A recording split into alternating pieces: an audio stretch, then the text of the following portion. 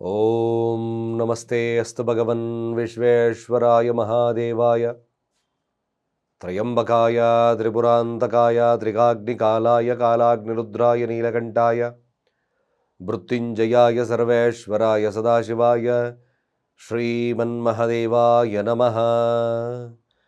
ಸಮಸ್ತ ತುಳಸಿ ವೀಕ್ಷಕರಿಗೆ ಶಿವಸ್ವಾಮಿ ಗುರುಜಿಯ ಅನಂತ ನಮಸ್ಕಾರಗಳು. ಸ್ನೇಹಿತರೆ, ತಮ್ಮೆಲ್ಲರೂ ಕೂಡ ನೋಡಿ, ಈಗ ಆಲ್ರೆಡಿ 2026 ಮಾಸ ಭವಿಷ್ಯವನ್ನು, ಅಂದರೆ ಜನವರಿ ಮಾಸ ಭವಿಷ್ಯವನ್ನು ತಿಳ್ಕೊಳ್ತಾ ಇದ್ದೀವಿ. ಇವತ್ತಿನ ಸಂಚಿಕೆಯಲ್ಲಿ ವೃಶ್ಚಿಕ ರಾಶಿಯವರ ಈ ಮಾಸದ ಭವಿಷ್ಯ ಏನೆಲ್ಲ ಫಲಾನುಫಲಗಳನ್ನು ಕೊಡುತ್ತೆ, ಯಾವ ಒಂದು ಬದಲಾವಣೆ ವಿಶೇಷವಾಗಿರ್ತಕ್ಕಂಥ ಫಲಗಳನ್ನು ಕೊಡುತ್ತೆ, ಇವ್ರಿಗೆ ಯಾವ ಒಂದು ಅಭಿವೃದ್ಧಿ ಕಾರ್ಯಗಳಾಗ್ತಕ್ಕಂಥದ್ದು ಇರ್ತದೆ, ಇವರಲ್ಲಿ ಏನಾದರೂ ಸಣ್ಣ ಒಂದು ಪರಿವರ್ತನೆ ಏನಾದರೂ ಬರ್ತದಾ, ಯಾವೆಲ್ಲ ಅಭಿವೃದ್ಧಿ ಆಗ್ತಕ್ಕಂಥದ್ದು ಇರ್ತದೆ, ಎಲ್ಲ ವಿಚಾರಗಳನ್ನು ನಿಮ್ಮ ಮುಂದೆ ತಿಳಿಸ್ತಾ ಇದ್ದೇನೆ. ನೋಡಿ, ವೃಶ್ಚಿಕ ರಾಶಿಯವರ ವಿಚಾರದಲ್ಲಿ ನಾವು ನೋಡಿದಾಗ ಹಣಕಾಸು ವಹಿವಾಟುಗಳು, ವ್ಯಾಪಾರ ಆಗಿರ್ಬೋದು, ಹಾಗೆ ದಾಂಪತ್ಯದ ವಿಚಾರ ಆಗಿರ್ಬೋದು, ವಿದ್ಯಾರ್ಥಿಗಳ ವಿಚಾರ ಆಗಿರ್ಬೋದು, ನೆಮ್ಮದಿಯ ವಿಚಾರ ಆಗಿರ್ಬೋದು, ಮನೆ ಮತ್ತೊಂದು ವಿಚಾರಗಳಲ್ಲಾಗಿರ್ಬೋದು. ಮೇಲಾಗಿ ವೃಶ್ಚಿಕ ರಾಶಿ ಅಧಿಪತಿ ಅಸ್ತಂಗತ ಅಂದರೆ ಈ ಕಂಬಸ್ಟ್ ಆಗಿರ್ತಕ್ಕಂಥದ್ದು. ಕಂಬಸ್ಟ್ ಆಗಿ ಇದು ಧನುರಾಶಿಯಲ್ಲಿ ಸಂಚಾರವನ್ನು ಮಾಡ್ತಾ ಇದ್ದಾನೆ, ಸೂರ್ಯನೊಟ್ಟಿಗೆ, ಶುಕ್ರನೊಟ್ಟಿಗೆ, ಅದೇ ರೀತಿಯಾಗಿ ಬುಧನೊಟ್ಟಿಗೆ.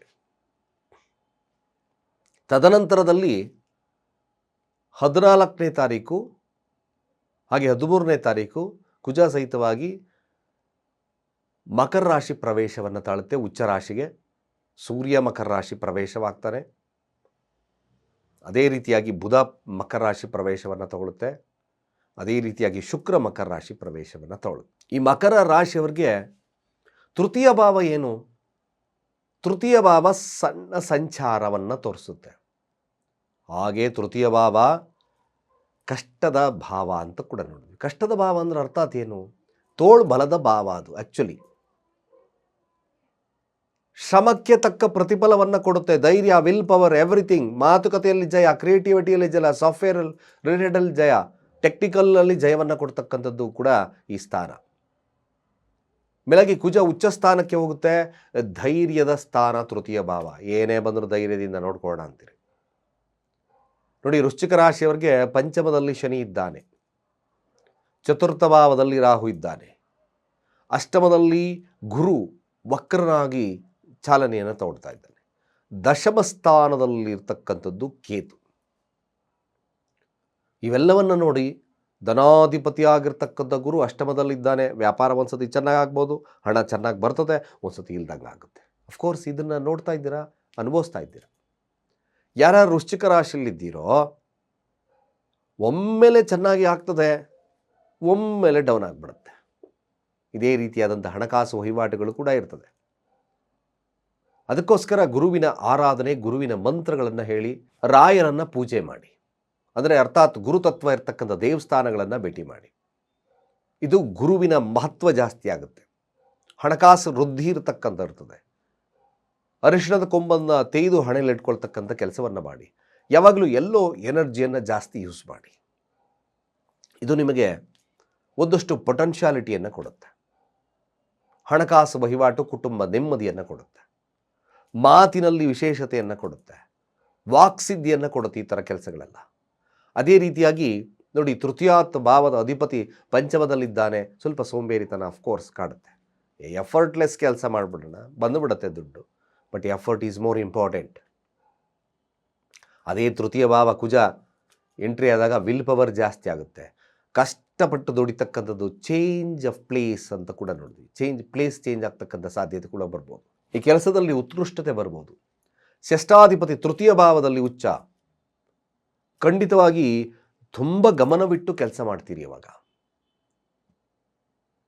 ಮೇಲಾಗಿ ಸೂರ್ಯನೊಟ್ಟಿಗೆ ಇರೋದ್ರಿಂದ, ದಶಮಾಧಿಪತಿ ಆಗಿರೋದ್ರಿಂದ ಖಂಡಿತವಾಗಿ ಪ್ರತಿಫಲ, ನಿಮ್ಮ ಕಷ್ಟಕ್ಕೆ ತಕ್ಕ ಪ್ರತಿಫಲ ಈ ಮಾಸ. ಖಂಡಿತವಾಗಿ ನೀವು ಯಾರ್ಯಾರು ಈ ಒಂದು ವೃಶ್ಚಿಕ ರಾಶಿಯಲ್ಲಿದ್ದೀರೋ ಈ ಮಾಸವನ್ನು ಕೇವಲ ನಿಮ್ಮ ತೋಳುಬಲದಲ್ಲಿ ಉಪಯೋಗಿಸ್ಕೊಳ್ಳಿ. ಅಂದರೆ ಅರ್ಥಾತ್ ಎಷ್ಟು ನೀವು ಕೆಲಸ ಮಾಡೋಕ್ಕೆ ಸಾಧ್ಯತೆ ಆಗುತ್ತೋ, ಎಷ್ಟು ಬದಲಾವಣೆಗೆ ಅವಕಾಶಗಳನ್ನು ಕೊಡುತ್ತೋ ಮ್ಯಾಕ್ಸಿಮಮ್ ಅಭಿವೃದ್ಧಿ ಬರುತ್ತೆ.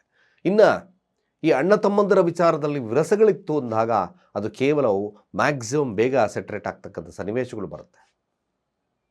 ಇದಕ್ಕಿದ್ದಾಗೆ ಧನಾಗಮ ಬರ್ತಕ್ಕಂಥದ್ದು, ಅಷ್ಟಮಾಧಿಪತಿ ಆಗಿರ್ತಕ್ಕಂಥ ತೃತೀಯ ಭಾವ, ಏಕಾದಶಿ ಆಗಿರ್ತಕ್ಕಂಥ ತೃತೀಯ ಭಾವದಲ್ಲಿದ್ದಾನೆ.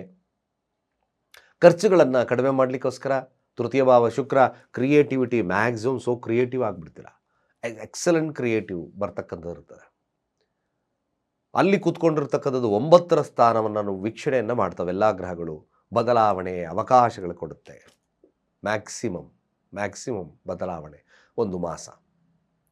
ಕೇವಲ ಜಡತ್ವವನ್ನು ದೂರ ಮಾಡಿ. ಇಲ್ಲಿ ಏನಾಗುತ್ತೆ, ಸ್ವಲ್ಪ ವೃಶ್ಚಿಕ ರಾಶಿ ವಿದ್ಯಾರ್ಥಿಗಳು ಸ್ವಲ್ಪ ಮರ್ತೋಗ್ತಕ್ಕಂಥ ಸನ್ನಿವೇಶ, ಲೇಸಿನೆಸ್ಸು ಇವೆಲ್ಲ ಕಾಡಬಹುದು. ಎಷ್ಟೇ ಓದ್ತೀನಿ ಮರ್ತೋಗ್ತದೆ, ರಾಹು 4th ಹೌಸ್.